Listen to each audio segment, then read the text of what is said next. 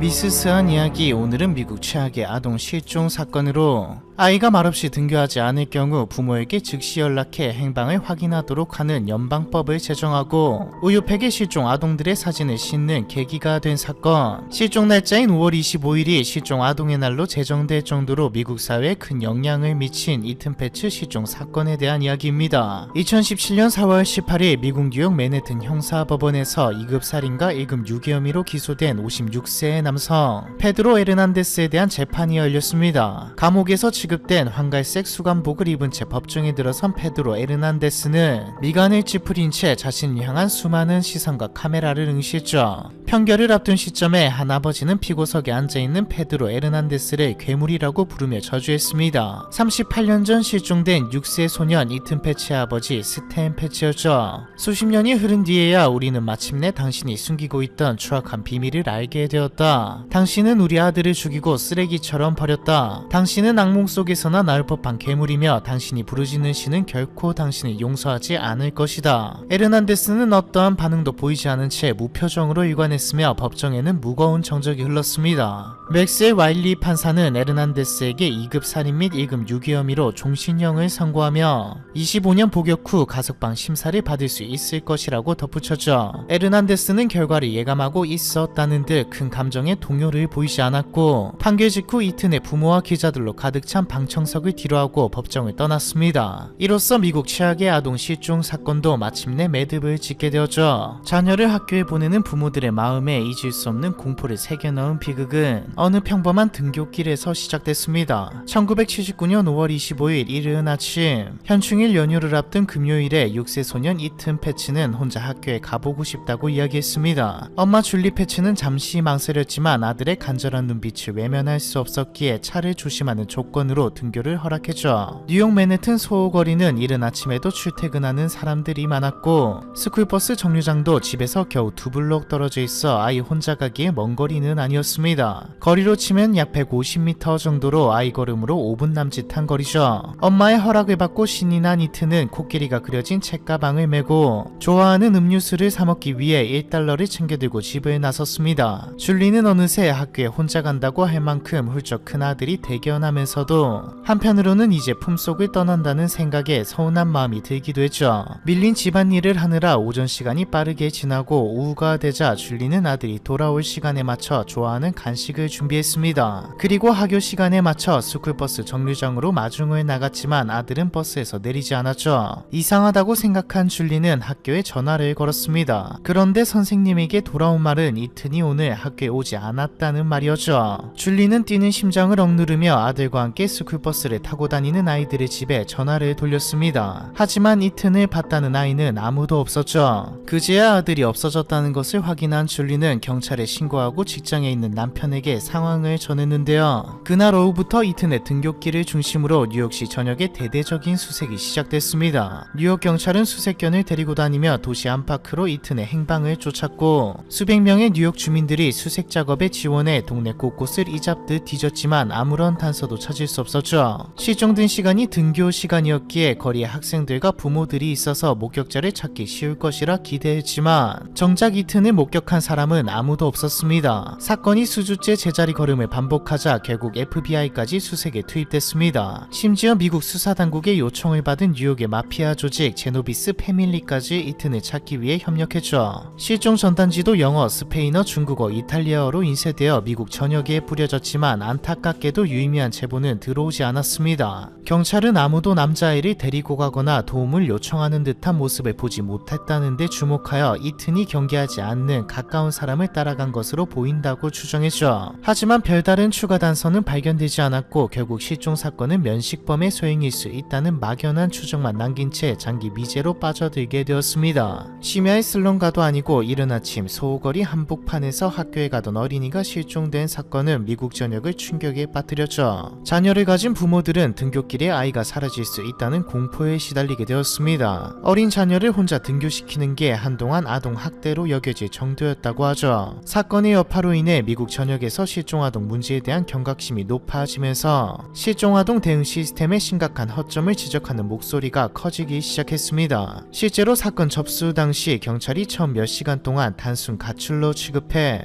즉각적인 수색을 진행하지 않아 골든타임을 놓쳤다는 사실이 드러나 뉴욕 경찰이 맹비난을 받기도 했죠. 이후 아동 실종 사건은 신고 즉시 수사를 개시한다는 원칙이 세워졌습니다. 미국 연방정부는 이튿해 사건을 계기로 실종 아동 정보를 전국적으로 수집하고 수사기관에 실시간으로 정보를 공유할 수 있는 국가적 통합 데이터베이스를 갖추게 되었죠. 이튼이 실종되고 4년 후 1983년 미국 대통령이었던 로널드 레이건은 이튼이 실종된 5월 25일을 실종 아동의 날로 지정하기도 했습니다. 이튼의 부모는 아들이 어딘가에 살아있을 것이라고 굳게 믿고 수색을 이어갔습니다. 언젠가 아들이 집으로 돌아올 것이라고 믿고 이사를 가지 않고 기다렸죠. 1984년부터 우유팩에 이튼의 사진을 인쇄해 제보를 유도하는 우유팩 캠페인이 시작되기도 했습니다. 캠페인의 영향으로 많은 실종아동 사건이 해결되었으나 이튼에 대한 제보는 없었죠. 다만 범인으로 강력하게 의심받으며 용의선상에 오른 인물은 있었습니다. 1985년부터 사건을 담당하게 된 스튜어트 그레보이스 검사는 이튼 가족의 주변 사람들 중 아동 성범죄 관련 전과가 있던 호세 라모스라는 남성을 용의자로 지목했습니다. 호세 라모스는 이튼을 자주 돌봐주던 베이비시터의 전 남자친구로 1982년부터 6세부터 10세 사이의 어린 소년들을 자신의 아파트로 유인해 유죄 판결을 받은 상태였죠. 경찰은 호세 라모스의 자택을 수색하던 중 용의자가 이튼과 외모가 닮은 어린 소년들과 함께 벌거벗고 있는 사진을 찾아냈습니다. 강도 높은 조사 끝에 호세 라모스는 실종 당일 한 소년을 자신의 아파트로 데려가 성추행한 적이 있다고 자백했죠. 호세 라모스는 한 소년을 집으로 데려가 추행한 뒤 시내로 가는 지하철을 태워서 돌려보냈다고 진술했다. 자신이 추행한 소년의 이름을 기억하지 못했지만 뉴스를 통해 이튼의 실종 사건을 접했으며 같은 소년이 가능성이 90% 이상이라고 본인 입으로 말했다. 여자친구를 통해 이튼을 알게 되었으며 스쿨버스 노선도를 정확하게 외우고 있는 상태였다. 그레보이스 검사는 호세 라모스가 진범이라고 확신했고 또 상당히 구체적인 내용의 자백까지 받아냈지만 그것만으로는 죄를 물을 수 없었습니다. 이튼의 시신이 발견되지 않은 상태에서 혐의를 증명할 직접적인 증거가 부족했기 때문이죠. 유죄를 입증할 자신이 없었던 검찰이 형사기소를 포기하면서 호세 라모스는 기소되지 않았습니다. 결국 이튼은 실종된 지 22년 만인 2001년 법적으로 사망 처리되고 말았죠. 이튼의 부모는 어떤 식으로든 호세 라모스에게 법적인 책임을 묻기 위해 2004년 민사소송을 제기했습니다. 법원은 라모스가 이튼의 실종에 책임이 있다고 판결하며 가족에게 200만 달러를 배상하라고 명령했죠. 비록 라모스가 무일푼이어서 단 한 푼의 배상금도 받지 못했지만 오랜 미제 사건이 마침내 일단락되는 듯했습니다. 이후 시간이 흐르며 대중의 기억에서도 점차 희미해졌는데 2010년 맨해튼 지방검찰청에 새로 부임한 사일러스 벤스 검사가 오래된 미제 사건들을 검토하던 중 이튼의 사건에 흥미를 느끼고 재수사를 시작했습니다. 벤스 검사는 이튼이 실종되기 전부터 잘 알고 지냈던 이웃 남성 오스니 밀러를 새로운 용의자로 지목했습니다. 이튼의 집 근처에 살던 몫으로 평소 이튼의 부모와 친분이 두터웠기에 아이가 경계심 없이 따라갔을 만한 인물이었는데요. 벤스 검사는 정황상 오스니 밀러가 범인이라고 확신하며 본격적인 재수사를 지시했습니다. FBI, 경찰, 고고학자, 시신 탐지견까지 총동원된 대대적인 수색이 진행되는 가운데 수색견이 밀러의 지하실 바닥에서 강한 반응을 보였죠. 경찰은 지하실 바닥 아래 시신이 유기되었을 것이라고 믿고 바닥을 파헤쳤지만 사흘간의 수색 끝에 발견된 건 흙더미와 오래된 동물뼈 몇 개뿐이었습니다. 유력한 용의자의 집을 대대적으로 수색했는데도 불구하고 시신은커녕 관련된 물건 하나 나오지 않았고 수사는 또다시 미궁 속으로 빠져드는 듯했죠.